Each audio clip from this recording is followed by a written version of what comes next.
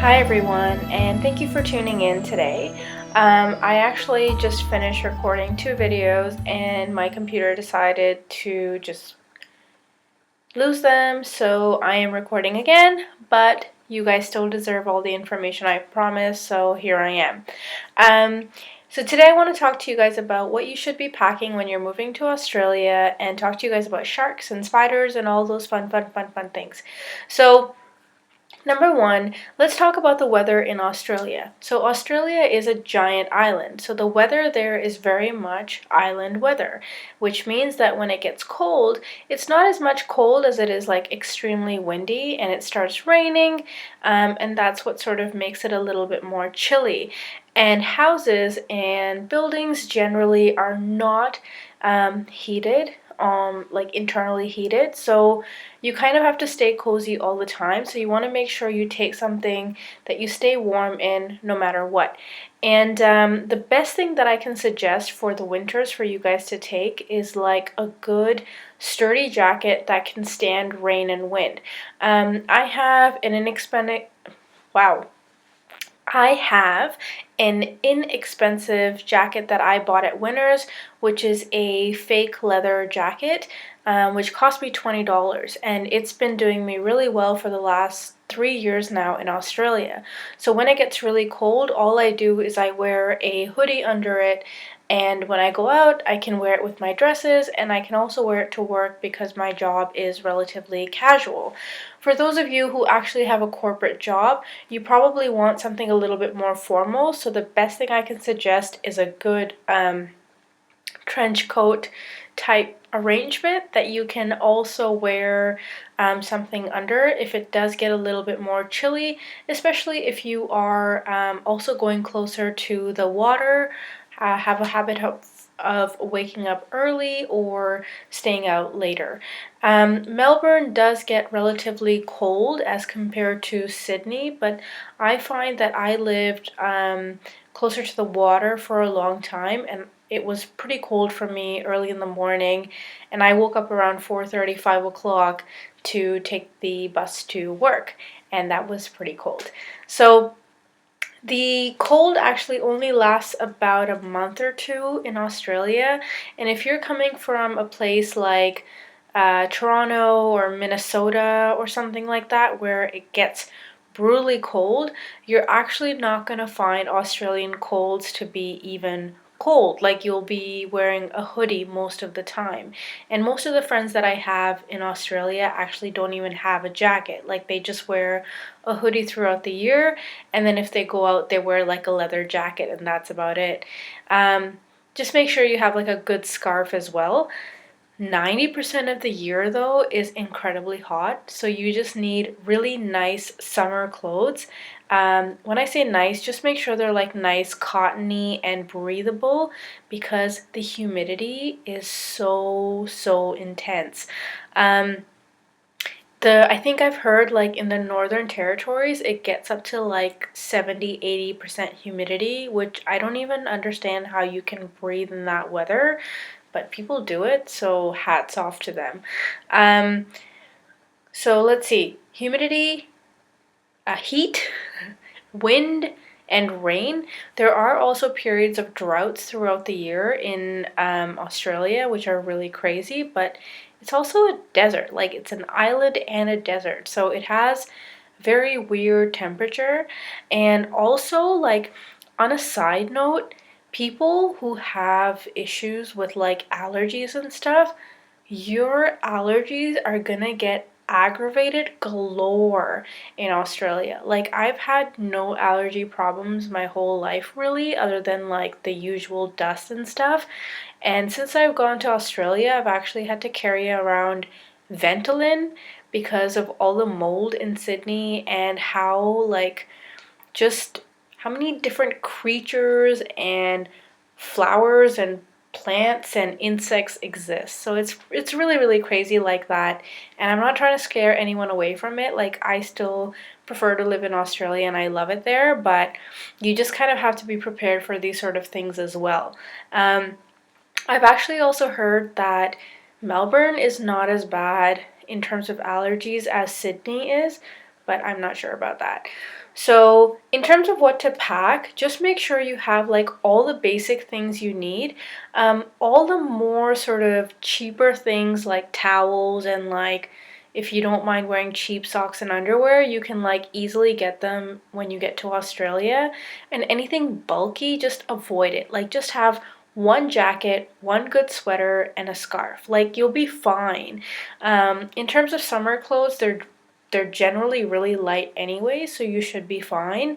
Have like at least one set of beachwear, and make sure you pack according to the season that it's going to be in Australia, because don't forget it's the opposite. So like when it's summer in the northern hemisphere, it's winter in the southern hemisphere. So it's the opposite. So December in Australia is ridiculously hot, and June and July is kind of when it gets colder. Another thing that people have been asking me is the amount of money you should take with you when you go to Australia. Now, for about a good month, I would suggest taking $2,000 Australian per person. And this means that you will have a comfortable place to live. So a room or a decent apartment will kind of go for about $250 to $300 a week. On top of that, you'll have your phone bill, you'll have internet, you might have like different formalities you might need to do. Like for me, I had to get my first aid in Australia, so that cost me $200, and little things here and there that do kind of tend to add up. Groceries are expensive, and you'll make new friends and you'll want to go out for beers with new people, and a beer is like $12. It's ridiculous. So just be prepared for that. And then once you start working, you'll kind of like not notice it as much, but initially you want that much money to make sure you're more comfortable and less stressed. Okay? If you're like taking more people with you, then just make sure you accommodate for that. A lot of people have asked me like if they should like go on a tourist visa and then get there and then like switch. The thing is, you are not allowed to go and look for work in Australia on a tourist visa, as far as my understanding goes. I could be wrong, and I don't work for the government, so I just know that if you go on a tourist visa and get a job, you can actually get in a lot of trouble, because it's actually stated on your tourist visa that you're not allowed to look for work. So be extremely careful about that and just double check. If you're coming from a qualifying country and you can just go on a working holiday, totally do that and like cut yourself like extra stress, because you'll end up going there, you'll end up having a good job or a decent paying job, and if you don't like it, you can leave, and if you like it, you can stay, right?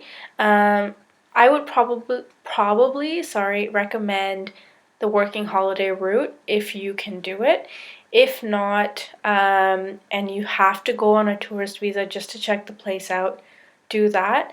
But it does get complicated, because then you will need to leave the country and you will have a lot more to prove to immigration in terms of why were you looking for work when you're not supposed to do that anyways. So don't do anything like that. Don't be shady. Okay.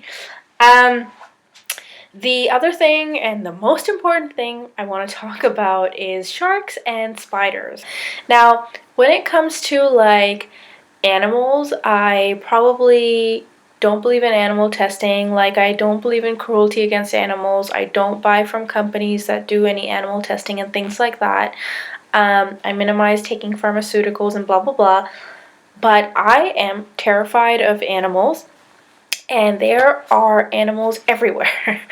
I always joke and say, like, Australian animals, most of them are like rodents and their extensions, like kangaroos, possums, echidnas, rats. Like, there's rats everywhere.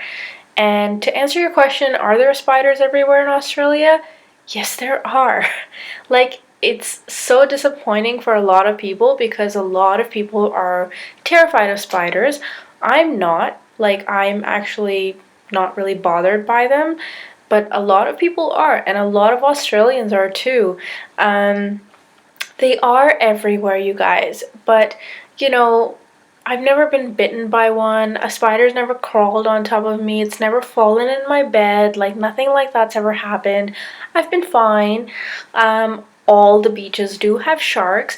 I've heard there's more sharks on the west coast than there are on the east coast, but even then, a lot of the beaches around New South Wales, which is the state where I live, have been shut down because of shark alerts and, the nets, the sharks get through them and all that sort of stuff. So I just kind of stick to pools when it comes to swimming, and I stick to beaches for tanning and beach volleyball or something like that. So yeah, there are a lot of animals, there's a lot of insects. Australia is a very laid back country, and people are comfortable with wildlife being the way it is.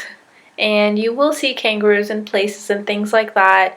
You will see possums everywhere. There are rats everywhere, and I am terrified of rats. Like, apparently there's something called water rats, and these guys just like live in the water, and they just kind of roam around the street, and it freaks me out.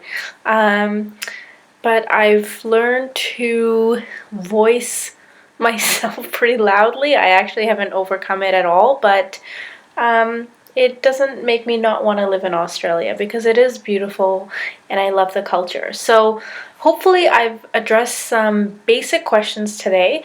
I will start getting into more and more specific stuff as we go, and it does really help me a lot that you guys are leaving questions, because then I know what to answer.